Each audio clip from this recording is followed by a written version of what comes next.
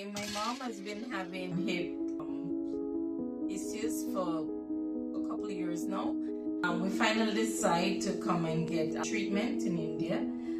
So she did surgery on the 18th of January.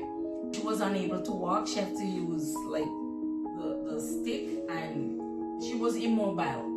After a while, she was definitely immobile. So that's why we decided to just get it over and get the surgery done. The surgeon who did the surgery, he was very informative, telling me what was going to be done, how it's going to be done. And it was like boom, boom, boom. Everything was like, within 2 days, everything was over and done. She was in recovery, and process start learning to walk again. It was, they're very good. I'm feeling a less pain, praise God. And I come out of the surgery a little better than how I was.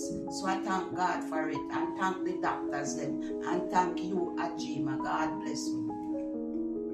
Shifam Health, they've been very good and supportive.